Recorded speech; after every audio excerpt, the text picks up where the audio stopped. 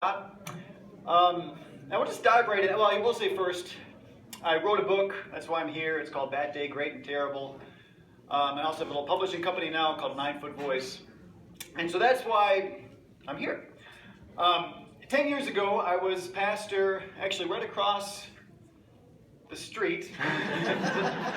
Yeah, right across the street at First Lutheran Church. Many of you probably know that. I was associate pastor.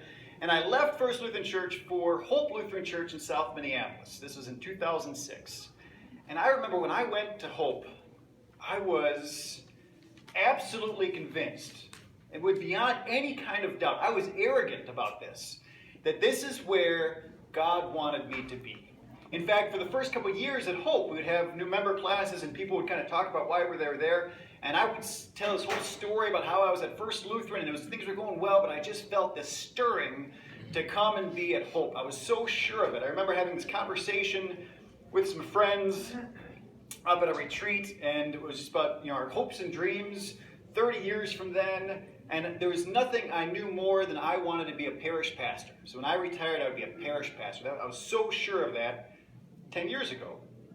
And then about 6 years ago, after being a solo call pastor in South Minneapolis for about 4 years, I was just suffocating. I just couldn't do it. It was so oppressive to me.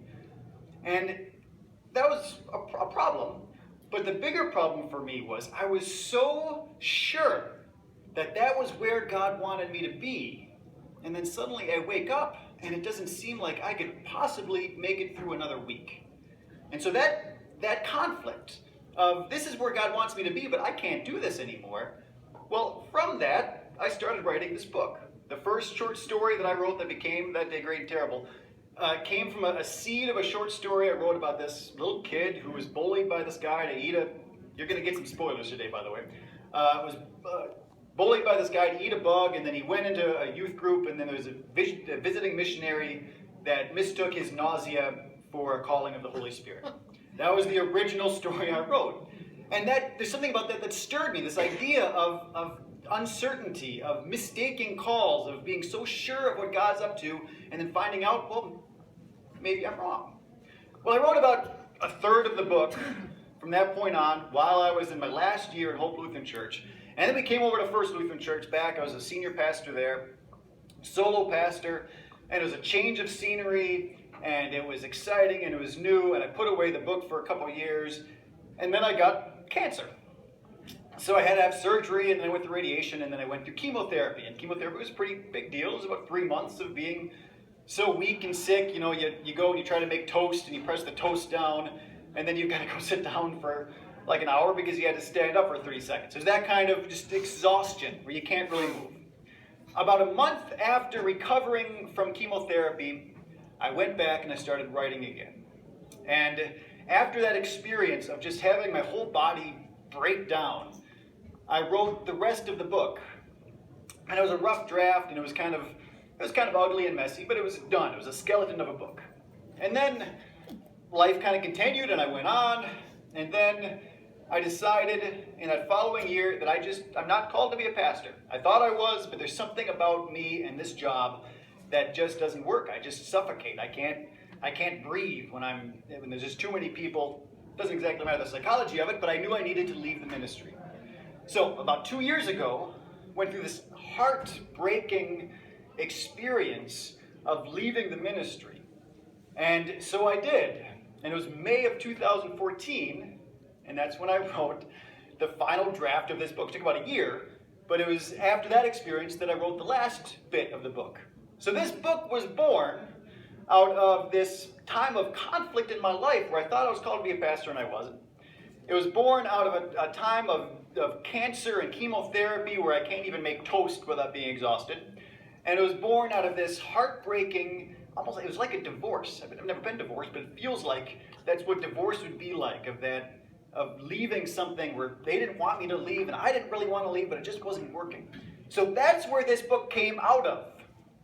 So it's a pretty dark book. When you read it, there's a real ache to it. It's coming from a place of darkness. I'm coming from a place of real ache. And I talked about this book actually in my previous congregation of Hope about a month ago. And I'm just going to touch on this, but I talked about this a long time there. There's a lot of people who really struggle with this book. Good friends of mine who, they go down to the Cornerstone Community Church mostly, so they've got a different kind of theology than we do, but they read this book and they just hated it. I mean, just hated it. I mean, a lot of them didn't quite get through, but the ones who did get through, I had one dear friend who I saw on the road on the street, just outside of Mandy's, who was talking to me about it, and at the end she said, my first response after finishing it was to burn it. And when you hear that, that's shocking to me. I did not expect that. I expected a lot of different responses, but I didn't expect my response was to burn it. But I think I get it. I think what I understand is this book is not what you expect if you think of a Christian book. It just isn't. It's not a lot of Christian art these days, and my book is partly a response to that. A lot of Christian art these days is so ridiculously optimistic. For some of us, we watch this stuff and we consume it and we just think, but that's not real. There's nothing authentic there. I mean, maybe I'm the only one, but in my Christian journey, there are so many times in my life where I just have no idea what God is doing. I mean, I still believe I'm a very committed member of this church, but there's this part where I have no clue what God is up to. And that's the heart of what this book is trying to wrestle with. Those times in our lives when we just have no idea. Now, another thing they keep referring, my book happens to be unseen, but it's right there. One thing I think that people who have struggled with the book struggle with it is it's not really a book about God. My book does not really talk about the character of God except for the part of God that's hidden. It's more about the Christian journey when we don't know what God is up to. And the ache of that, and the struggle of that. Because I think that is some of the hardest times. When you know what God is up to, you can kind of do anything. I mean, if you feel like you are doing what God wants you to do, it doesn't matter how unpleasant the task, there's a sense of purpose in it, and it's exciting. I remember I took a group of youth from First Lutheran, this was 12 years ago, down to Juarez, Mexico.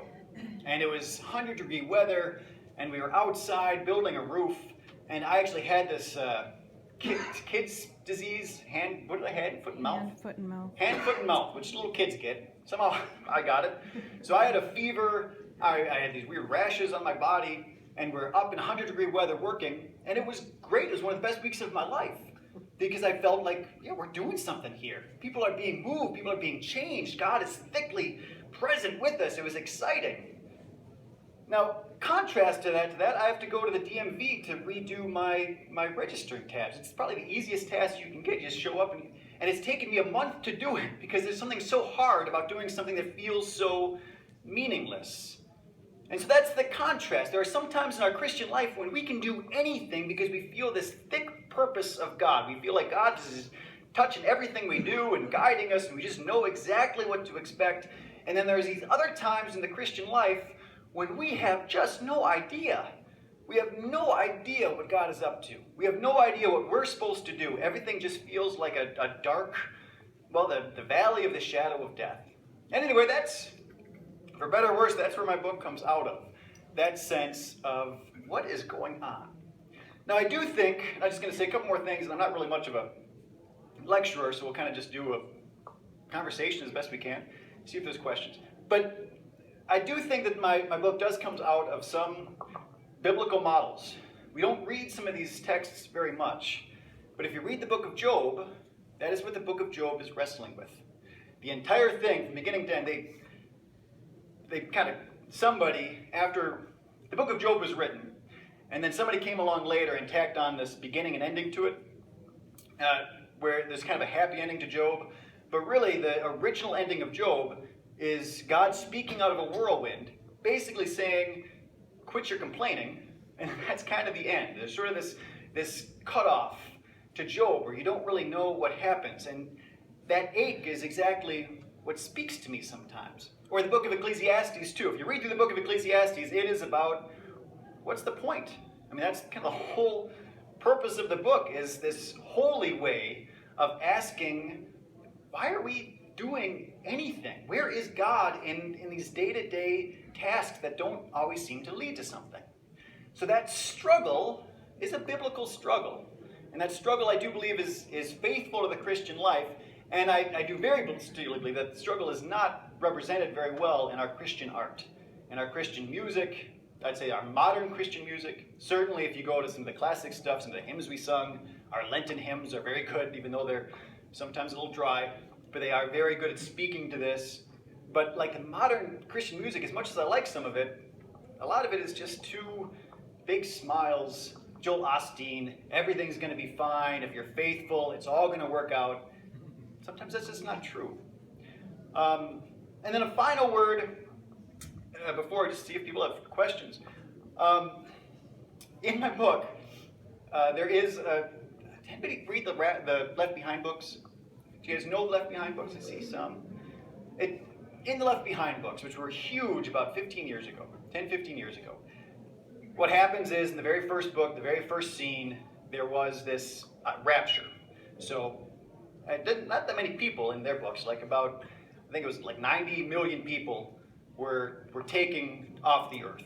So it's kind of a small, when you think of the population of the earth, they had a pretty small percentage that would actually get taken. But anyway, so this people were taken off the earth, and then there was all this chaos. And the idea, there's this whole theology around it, that God is going to rapture his faithful people, and then the great masses are going to kind of fight and struggle and suffer for about 7 years, and then Jesus is going to come back. And if you read the Left Behind books, Jesus is going to come back physically with a sword and start lopping off people's heads. That's how the books went. They were awful, and people loved them. Well, my book is a bit of a satire of that. If you've read those books, there is a rapture in my book. Again, spoiler alert, it's about 2/3 of the way through, suddenly people disappear. And I know some people have struggled with that. I've had some good friends who know me well. Is this part of your theology? And it isn't. I mean, the whole rapture idea is a 19th century invention by this guy named Darby. And he then, I don't know if you really care the history, but so he had this idea of what the rapture was, and then another guy who wrote this Bible called James Scoville, he kind of took Darby's idea and he put it in the notes in his Bible.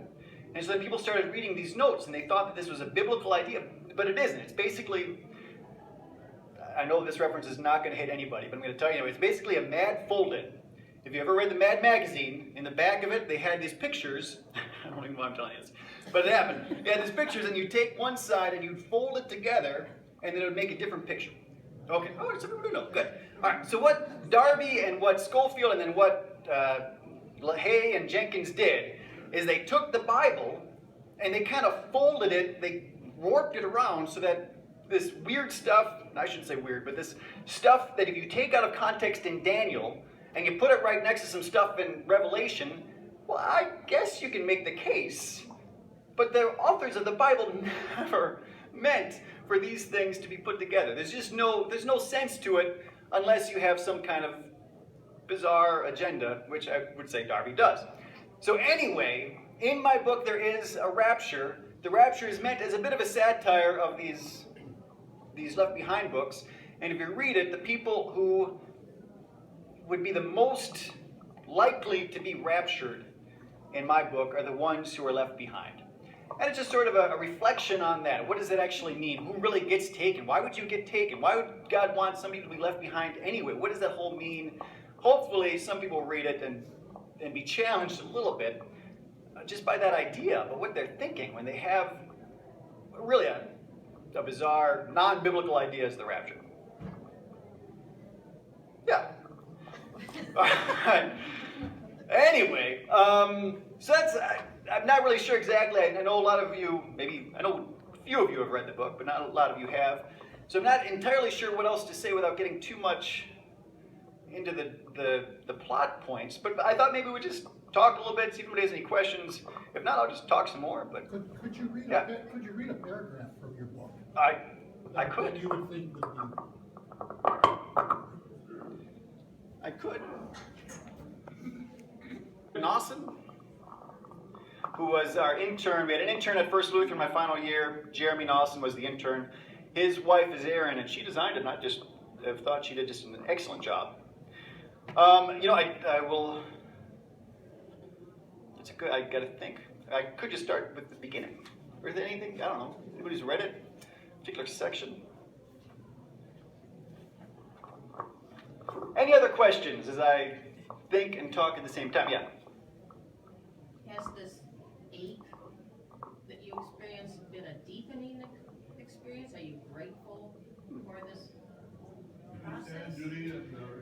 Well, I'll repeat it for you. She's asking, I talked about my journey through the call and what that means, and there was an ache that I didn't fully understand in being a pastor, that just didn't, and so she was, did it deepen like my relationship with God, and it deepen my understanding of?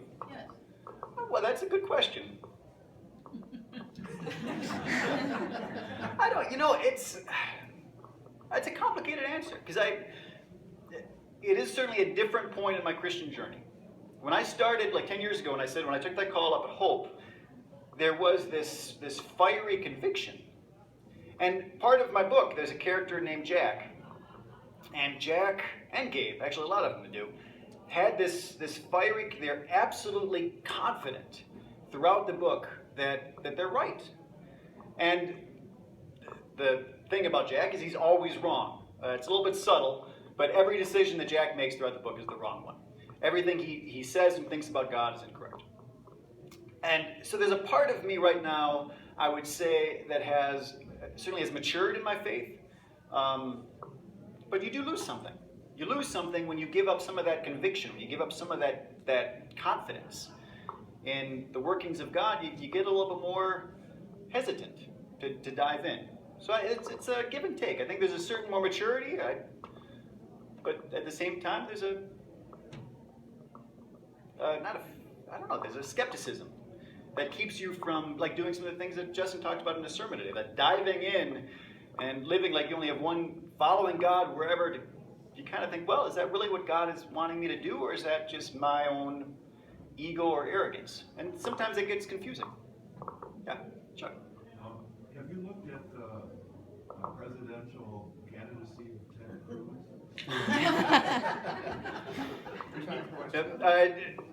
I'm wondering, I will repeat it. me personally, I disagree with what he says about, I think that, I'm more curious really about what you think, but for me, this idea that he's doing the will of God in running and asking his supporters to pray for him, that scares me, because he is assuming that he is doing the will of God, and we Lutherans I don't think we take that into it.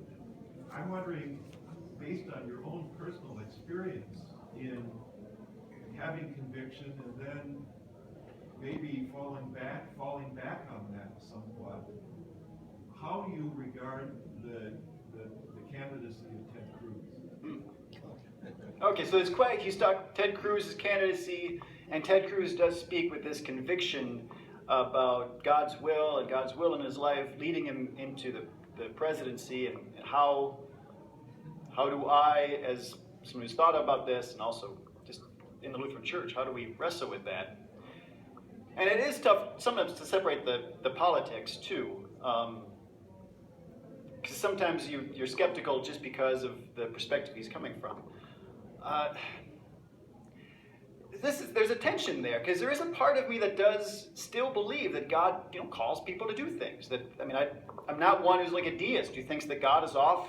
He set the world in motion, and now he's off, sitting on a lazy boy just watching. I think he is still very active in our world, and he calls people into the ministry, and he calls people into political life. I think we have what's called vocation, where God calls us to use our gifts to better our neighbor. All of that I think is true, and so I don't want to just throw that out and say anybody who says that God has called them to do something is loony. I don't want to do that. At the same time, there is a certain, it makes me uncomfortable too, and I don't know what the line is. I don't know how exactly to discern, and that's the whole problem really, is I don't know what the line is exactly. That's where I get confused and where I get troubled, where it kind of goes back to the first question. Where am I now as I think about how God calls me in my life? I get so confused. And so maybe I just get troubled by anybody who's not as confused as I am. You know, there's a certain part that should be, there's a humility maybe that I would want to see in any politician. Certainly it doesn't seem to go with the job description. But I would love to just see that humility of saying, yeah, I think God is calling me to do this, but at the same time, who knows? And the nice thing about the Lutheran Church is we do have a nice system. For better or worse, we have gates to keep anybody from just coming up and speaking for God. And I think there is something that can be limiting to that. It can be frustrating to that to some people because they think they've got a message and they want to share it, but you've got to go through these hoops. But at the same time, it kind of protects us too. We have a community that says, well, no, you can speak for God, but you can't right now. You can eventually, but there's a process. And I kind of feel like I talked around your question, but it troubles me, but I want to be open to it. As I guess, maybe I don't want to be open to Ted Cruz specifically, but I do want to be open to the idea that God is calling people into extraordinary things, into presidencies, into whatever. Jerry. Did the process of thinking about this and writing the book answer more questions or make you ask more questions that you couldn't answer? Oof. Did the process of writing the book answer questions or make me ask more questions? I think I don't feel like I've answered any questions. I think I have.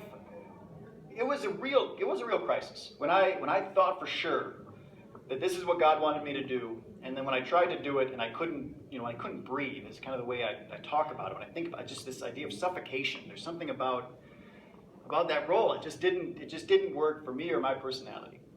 And so struggling with that, I guess a little pretentious, but the idea of art is taking that struggle, which physically is right here in front of me, taking that struggle and then somehow expressing it, somehow just making it entertaining. I don't know.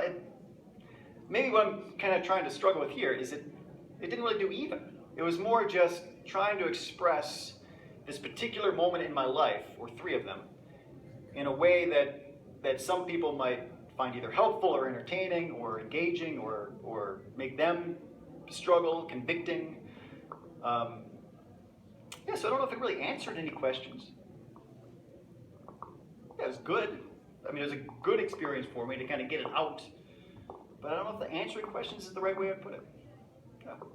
Sure. So it didn't really resolve anything. There is no happy ending to this book. Well, that's an interesting point. And some of the other things people have struggled with this book is the ending. I think the ending is perfectly happy, but I might be the minority in that. I don't want to see this. I'm going to just talk about it. If you read it, this is a bit of a spoiler. So there's a character in this book. His name is Milton. And Milton, he is the one who, 6 years ago, I wrote this short story. Milton is this kid. He gets bullied. He's forced to eat a bug by this bully. And then this guy, Jack, believes that his nausea is the movement of the Holy Spirit and calls him up and ordains him. And he actually goes in front of the church, and Milton starts to preach. And it's intentionally confusing in the book, and this is where I think some of my friends have struggled. Milton, from that point on, is possessed by a demon. So nothing he does from that moment on until the very end of the book is done by him. A lot of it's done by this demonic presence. And it's a very close third person, so it's confusing of what the narrator, myself, the writer, is saying, what the demon is doing, and what Milton is doing. There's this intentional confusion. At the end of the book, spoiler again for the fourth time, Milton is no longer under the power of the demon. And for me, well, happy ending. But I think a lot of people don't quite see because it was intentionally, but maybe I'm a first-time writer, it may have been poorly executed. They don't quite see the journey of the demon. They don't even quite get that there's a demon. And so it seems unresolved. But in my head, yeah, perfect. Everybody's happy. We're all clapping along. It's good. Yeah. Yeah. But I am the minority in that, I'm afraid. Yeah. I know you have 3 children, and I think many of us would say, as Christians, we want to, good parenting involves showing our children good Christian values, but I also greatly admire your courage to change and say,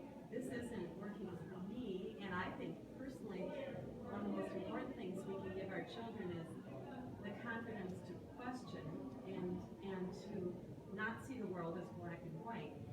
Has this changed your parenting at all? How did your, I assume your children probably haven't read this book, but They've not, no. No. but they've watched you struggle, and so, Yeah. so that's outside the book. Maybe that's a question. You guys are asking good questions, man. You can just do therapy sessions here. Part of it is the way that I do the question is, the short version of the question is, how has it changed my parenting? As I've gone through this struggle, maybe how much did I share with my kids? What did I allow them to see? And that is a good question. It was one of the more difficult times of my life, and it really was. You kind of have this very clear image of who you are. And this is completely outside the book, but this is interesting, I think. When you are a pastor, you get this. I mean, it's a challenging job, especially now, because there's so much of this external pressure from the world. The churches, United is doing great. When I was pastor at first, we were healthy, doing great. But still, even in the midst of that, there's all of this death and decline in the ELCA church right now. And when you are a leader in just a system that is so much death and decline, it hurts. And so it's a painful job, but there's also, that's all I actually say, the good part about it, is you get this constant flow of praise. I mean, as you go through, Justin and Carl's right here, people look at you differently when you're a pastor. I remember we were in a plane with my sister-in-law, this was years ago, and this was when I was a pastor, and it was kind of bumpy and there was some turbulence, and she said to me, somehow, I can't remember the words, but I'm so glad you're here because you're a man of God. And so somehow, but there's sort of that weird, almost talisman effect of the pastor in the room, and it's nice. It is. You feel good about yourself. The whole community kind of just, hey, the pastor's in the room. And there's a downside to that too, but there's this feedback loop about telling you how important you are and how good your work is, and thank you so much. When you shut off that valve, it's challenging. And I know a lot of pastors, when they retire, they really have a hard time, present company excluded, I'm sure, but actually I've got a few pastors here. They have a hard time leaving that because that feedback loop is shut off, and so suddenly they're not special. I mean, they are special. They don't feel that feedback. So it is. All I'm trying to say is it was a challenging thing to do, to suddenly shut off that valve and to kind of stop that whole identity of who I am. I am Pastor Brian. No, I'm not anymore. This is all to say, to answer your question. Some of that was shared with my children, but a lot of it really wasn't, I think. As I look back on it, I think we tried to keep kind of what is that? Keep calm and carry on, that sort of stiff upper lip look, just because it was such an anxious time for, I think, the parents, that I think to the kids, we tried to sort of keep that away from them. I would just say that I admire your courage to do it, and I don't think that's a bad example for children to see parents struggling. So. Yeah, well, I'm sure they saw it through the cracks, but yeah, it was challenging. Now afterwards, it's very nice because I do spend. This is a full-time job, writing and publishing. I'm trying to publish other people's work too. But it's a different kind of full-time. So I'm just home. I'm just present a lot more. And that's been a real gift. Yeah? Do you always have to feel what you are? Seems like a Zen koan, I guess. You always have to feel what you are. We got to say a little bit more what that means. Okay, you are. Well, you consider yourself a pastor, a man of God? I consider myself for the most part. Follower. I don't consider myself a pastor anymore. I think that that identity is no longer mine. But keep going. But you don't always feel that you are. Your feelings go in many different directions. I agree with that. All kinds of things. But that goes beyond, and it's gone astray from actually the person who are inside in your heart. I think I understand. And I agree. I mean, that sometimes you can't just be guided every second by emotion. I mean, there are certain things you've got to just kind of bear through or figure out or keep moving. Yeah, I think that that's true. I don't disagree with that. Yeah. Brian, it sounds like you self-published. Did you have an editor, and what was that relationship like? Well, that's that's an interesting question. And it's like I did self-publish. Well, yes, I absolutely self-published. I created a publishing company called 9 Foot Voice, and so that is doing the publishing.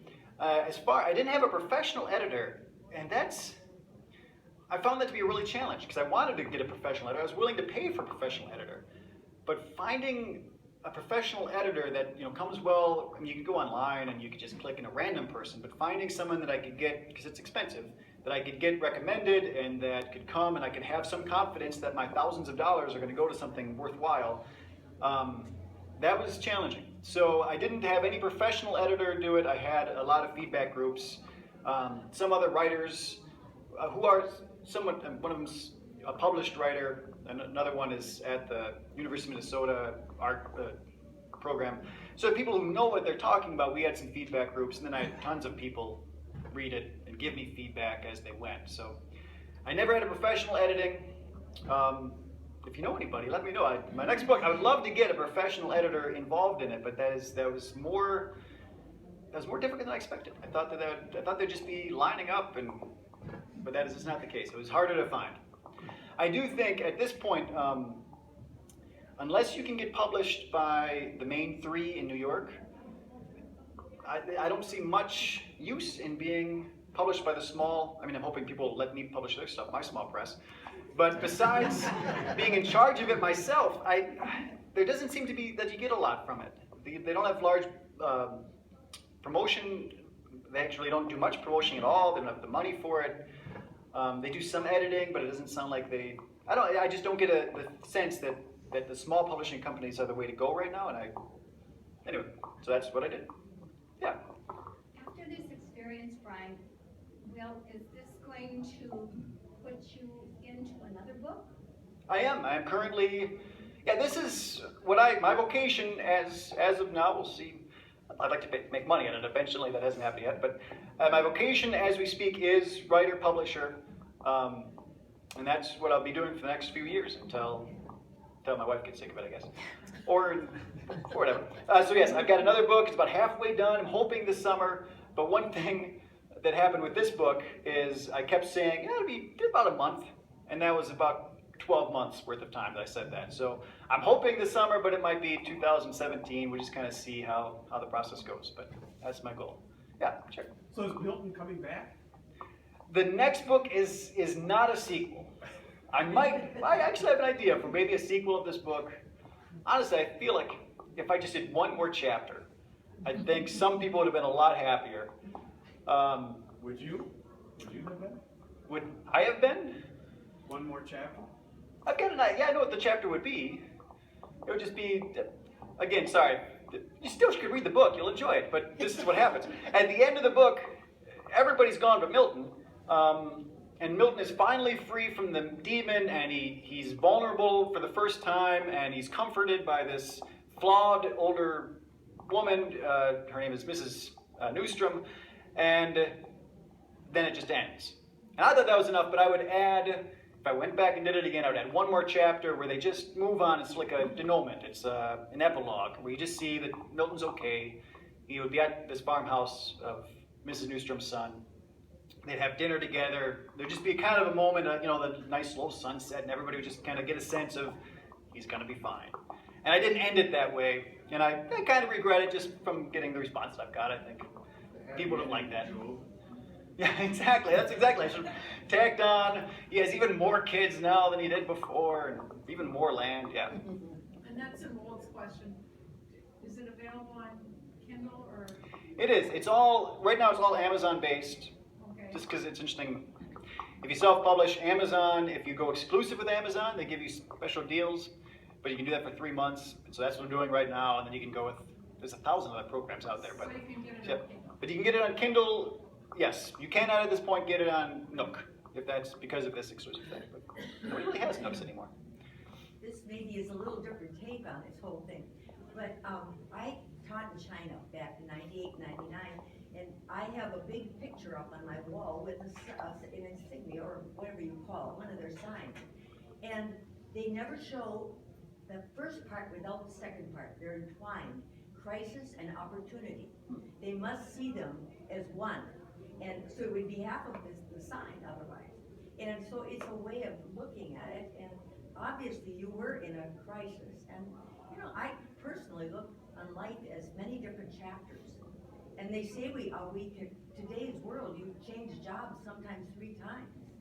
So I'm being very philosophical and maybe positive, but, but crisis and opportunity, I hang on to that. I say, don't wallow in this. What's gonna happen? Look for it. What does God have open for you? Yeah, absolutely. I know she was just talking about how crisis and opportunity often goes well together. In China, they believe that. Yeah, and they're even how interconnected. And I do think that that's true. I guess the one, besides the fact that I'm not earning income, which is it's a struggle. Let's be perfectly honest. It's hard, whatever that masculine ideal of you have to bring in money. Besides that, it's been a blast. I love doing what I'm doing. I'm trying to get other people to publish and helping them do it. It's been more of a struggle than I thought it would be. But it has been really wonderful. More time with the kids. There really is no downside that I can see to this. And if I start actually making money at it, well, good night. Everything's wonderful. But yes, that really is.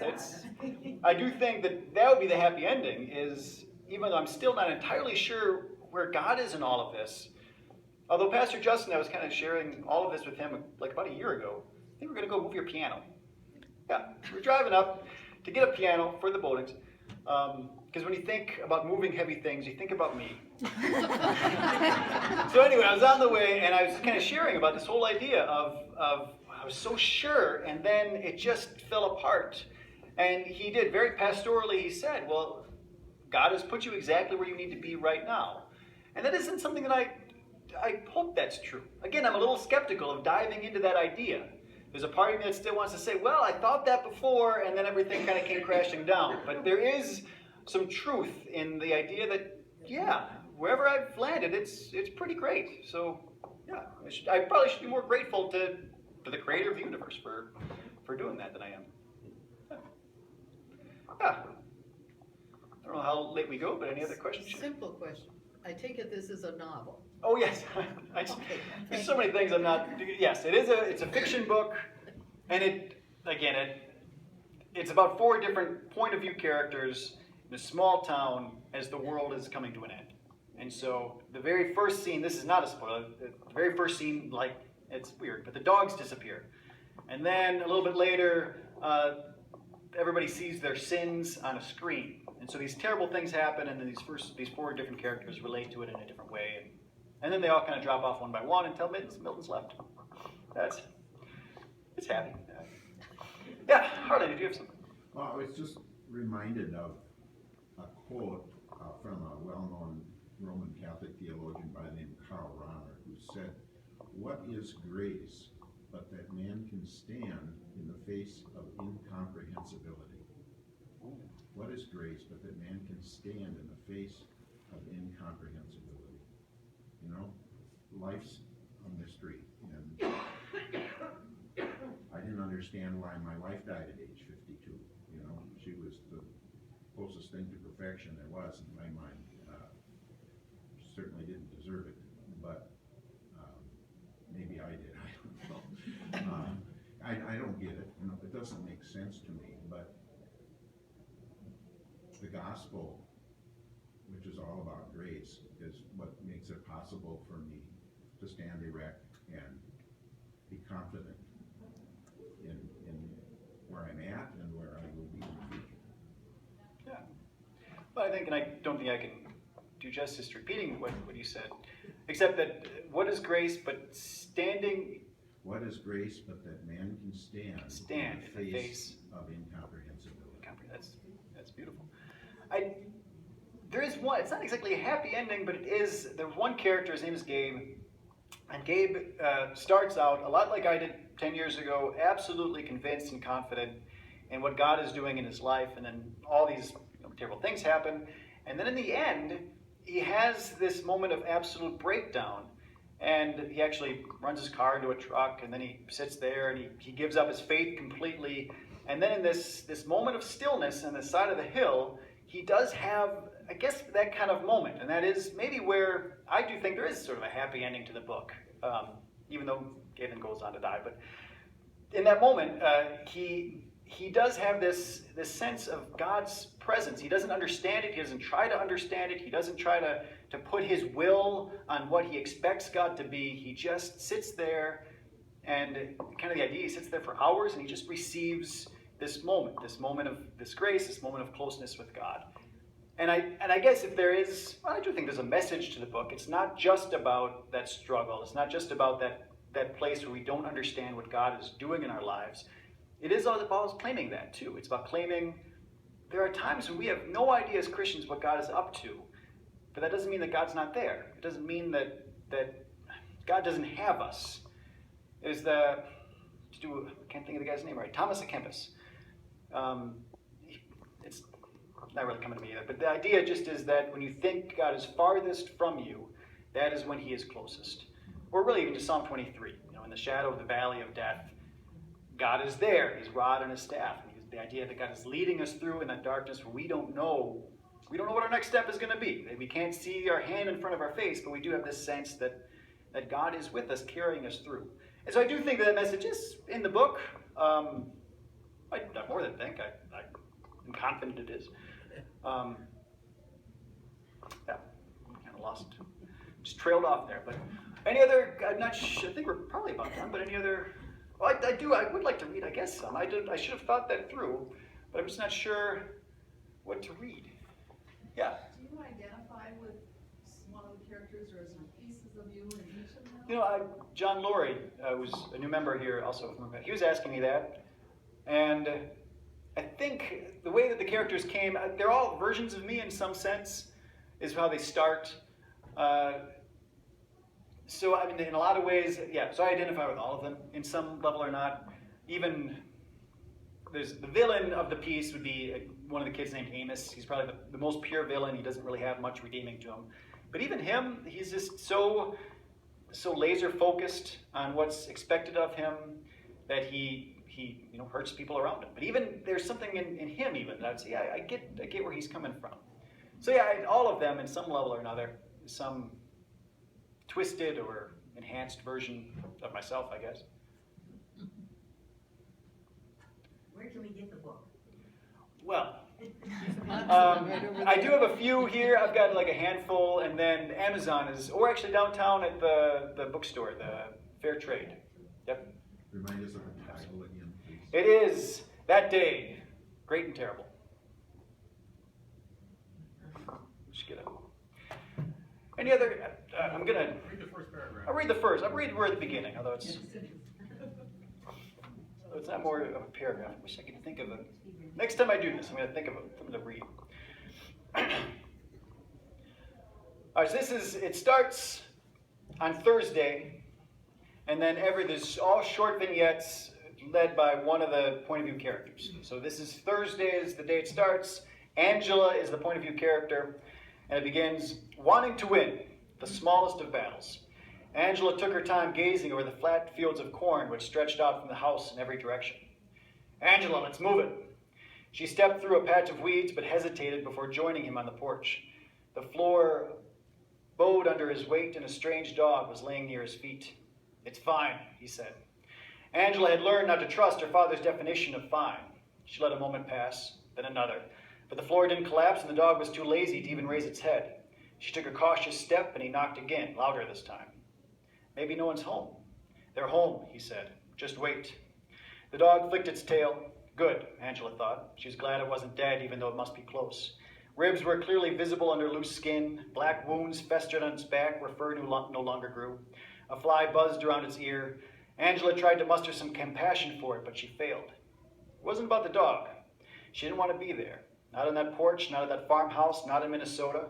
No, she wanted a hotel, a nice one with a bathtub. He had hinted it was a possibility at breakfast, and she could think of nothing else. If it had a computer center, it would be heaven. She might feel like a human girl again. This past weekend had been homecoming, and she wanted to see pictures of the parties she missed. Parties, friends, ha. She fingered a 3-inch scratch given her by a prostitute in Chicago and grimaced at the house. Tattered plastic hung from the windows, and what was left of its paint was a dirty gray. She was as far from a party as she could imagine. Bum, bum, bum. All right, any final, I think we're probably there, but any final questions or thoughts or questions? All right, well, thank you so much. This was really fun. I appreciate coming by. Yeah.